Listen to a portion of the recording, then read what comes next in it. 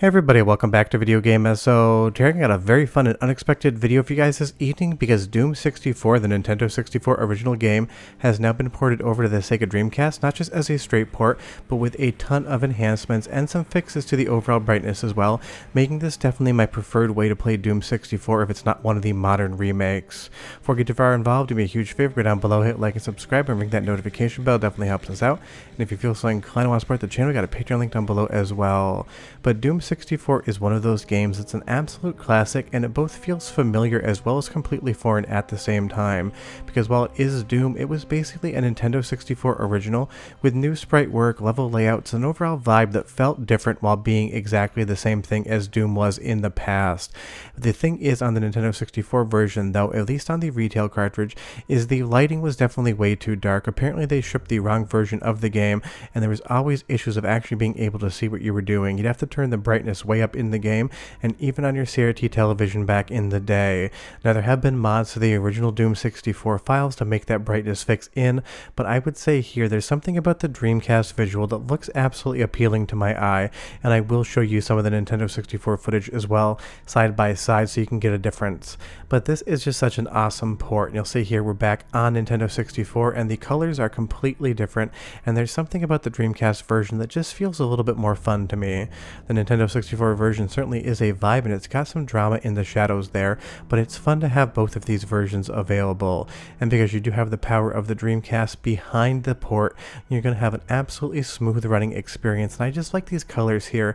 They almost fall off into a peachy pastelness that reminds me of Quake a little bit more than Doom.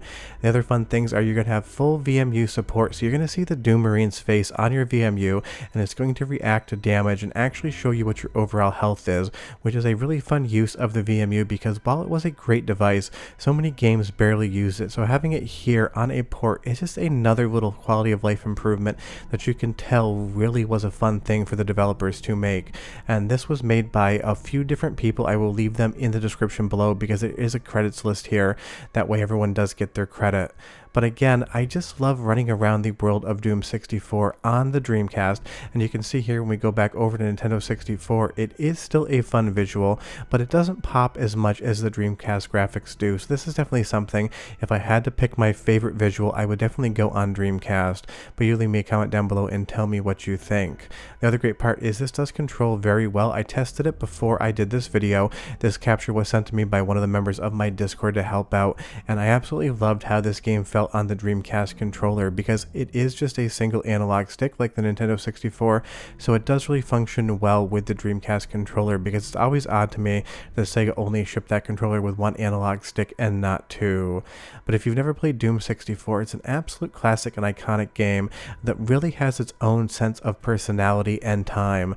It is just one of those experiences. If you're a fan of Doom and you didn't play this because you didn't think it was worth checking out, you were 100% wrong. You do have to play it. And if it's been some years since you played it, checking out this Dreamcast port is awesome as well. Now I will leave a link to the GitHub below with the build instructions, but I will say they are quite complex and you need to have a lot of skill as well as some SDK libraries for the Dreamcast. But the same person that sent me some of these captures also uploaded a built version to that Internet Archive site, so you can definitely look there as well and save yourself a metric crap ton of time. Because of all of the modifications and ports I've seen, this one definitely has some of the most intense directions to try to be able to get it to run. They definitely work. It's just going to take you like half an hour, 40 minutes to do it. But this is such a labor of love. There's definitely different ways to play Doom 64. We even have the modern version as well. But getting a new first-person shooter on Dreamcast, even if it came from the Nintendo 64, is just so much fun. This game looks great on real hardware. You can definitely use software emulation as well. However you play it though, the only wrong way to play it is to not play it in and of itself. But here comes your sound sample, so you can hear how the soundtrack and soundscape as well as the sound effects of Doom 64 translate over to the Dreamcast sound hardware, and I would say it sounds absolutely spectacular. So go ahead and listen for 45 seconds and I'll be right back.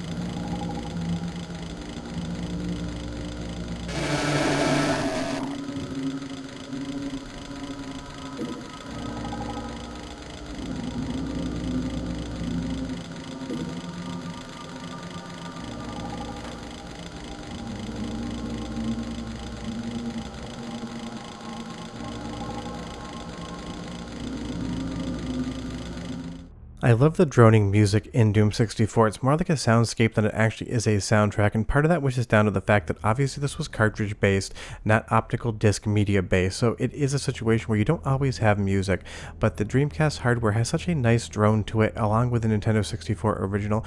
It really does come across nicely, and you'll see here that the lighting again has been improved, and that's the number one biggest improvement here, outside of it being on Dreamcast with some improved performance, is that you can actually see most of what's going on, and you do have adjustments for that as well, so you can kind of play around how you want. And this game, I have checked with other people that have played it, you can beat it from start to finish, no issues whatsoever. There haven't been any instances of any crashing, freezing, or otherwise glitching that would keep you from just playing this game exactly like you wanted to.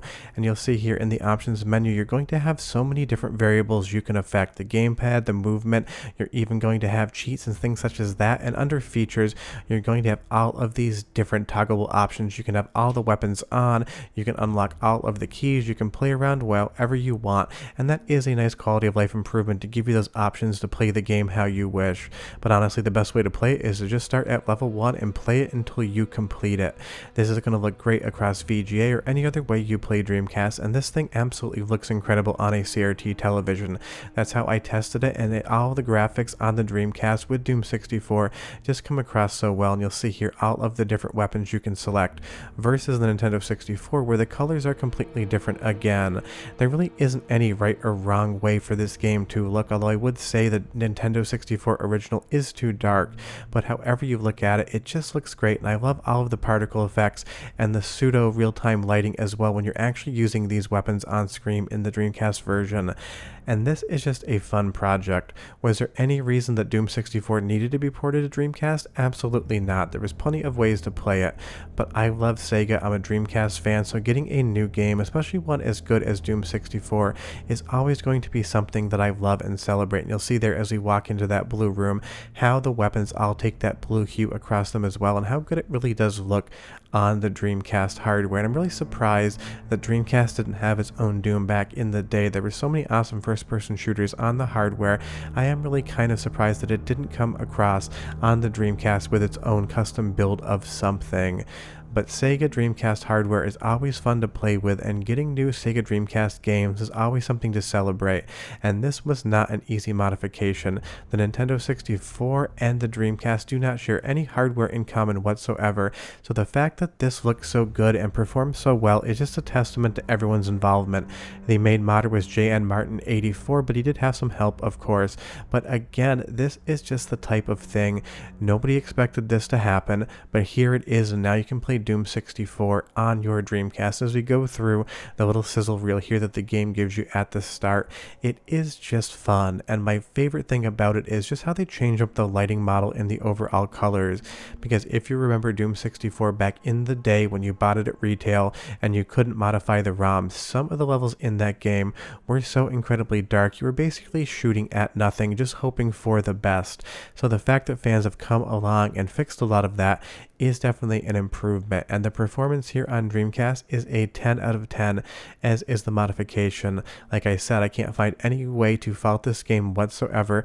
It feels like a full retail release that was bug tested by a professional development team back in the late 90s or early 2000s, but it is from fans, and this is what I want to see more of on the Dreamcast. I can imagine so many awesome ports that could come over running on this hardware. Hopefully we see some more soon, and apparently Grand Theft Auto 3 might be coming to the Dreamcast as well from what I've heard on the internet. But tell me down below, do you remember playing Doom 64 back in the day, or did you come to it more from a modern perspective, or have you never played the game before? Because trust me, if you haven't, grab your Dreamcast, load this game up, and play it. This is an amazing way to experience this game, and it is such a good, unique entry in the Doom franchise.